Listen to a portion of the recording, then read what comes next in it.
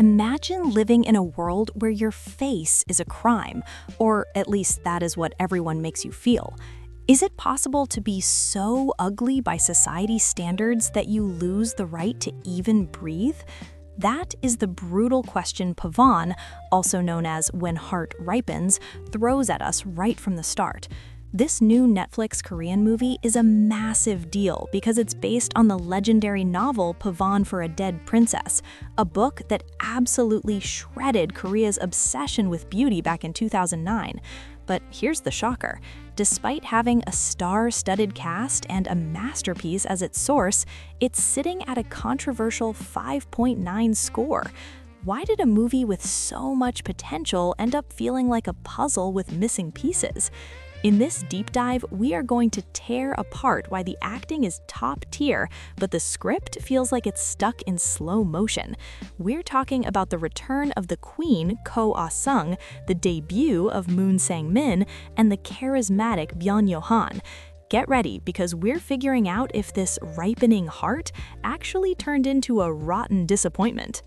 The world of Pavane is set right in the heart of Seoul, but not the glamorous K-drama version. It's centered around a massive department store, a place of luxury that hides a lot of loneliness in its shadows. Meet Mi-jung, played by the incredible Ko Ah-sung. She's a salesperson who lives like a ghost, avoiding eye contact and hiding from the world because society judged her looks so harshly that she has deep scars in her soul. Then we have Kyung-rock, played by Moon Sang-min. He used to be a dancer with big dreams, but those dreams died a long time ago. Now he's just a part-timer drifting through life without a map. And finally, there's Yo-han, played by Byung Yo-han. He works in the underground parking lot, always smiling, always bright, but that smile is just a mask for the pain he's burying deep inside. The conflict starts when these three lonely souls cross paths in the mall. It's not your typical meet cute. It's a slow, quiet connection built on shared pain. The stakes here aren't about saving the world, it's about whether they can finally stop drowning and start breathing again. They're trying to find love in a place that tells them they aren't good enough to be loved. But as their lives start to entwine, the repetitive cycles of their trauma threaten to keep them stuck in place. Let's talk about Mi-jung's arc, or rather the lack of a dramatic one. She represents everyone who has ever been pushed aside because they didn't fit the perfect mold. Her motivation is simple survival until Kyung-rock shows up and offers a different perspective on life. But here's the thing, for a movie about healing, the character development feels incredibly flat. We see them find love, sure, but we don't see that massive internal shift that makes you go, wow, their life is actually changed now. The movie touches on the theme of Korea's toxic beauty standards, but it's like it's afraid to really go there. In the novel, this theme was a sharp knife. In the movie, it's a dull butter knife.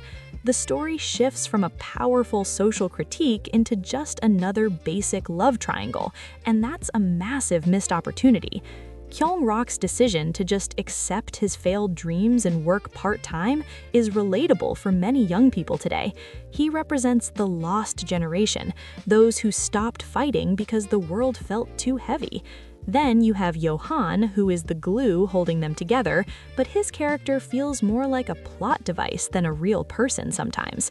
The core message is supposed to be about opening your heart and healing, but because the script keeps looping back to the same romantic tropes, the message gets muffled. If you're still here, you're ready for the peak of this story. The most phenomenal part of Pavane is, without a doubt, the acting. Ko Ah-sung is a legend for a reason. She can say more with one terrified glance than most actors can with a 10-minute monologue. And Moon Sang-min, for his first ever movie, he's absolutely killing it with that hollowed-out stare that makes your heart break for him.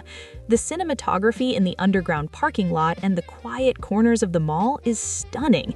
It captures that warm but sad vibe perfectly. But now for the brutal honesty. The pacing is not just slow, it's stagnant. There's a difference between a slow burn and a dull movie, and Pavane leans way too hard into the dull side. The plot keeps repeating the same love story beats over and over again until you just want them to get on with it. The masterpiece element here is the mood. The production quality is a 6.8, but the entertainment value is a painful 5.8. The missed opportunity is the ending. It feels incomplete, like they forgot to film the last 3 chapters of the book. It had the potential to be the next Parasite or Decision to Leave in terms of social impact, but it played it too safe and ended up being a movie you finish and then immediately forget. So, is Pavane worth your 2 hours on Netflix? Only if you're a hardcore fan of these actors, or if you absolutely love movies where nothing happens very slowly. If you're looking for a tight plot or a deep social commentary that sticks with you, you're going to be disappointed. The final verdict is a 5.9 out of 10. The acting gets a solid 7.8, but the script dragged it all the way to the basement. It's a movie that looks like a 10, acts like a 10, but writes like a 4.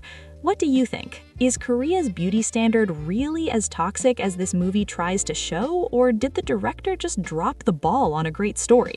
Let's have a war in the comments. I want to hear from the people who read the book especially. If you want more brutally honest deep dives like this, you know what to do. Hit that subscribe button for Nanitalk Screen. Don't forget to check out our other reviews on the channel, like our breakdown of The Night Agent or Motor Valley. See you in the next one.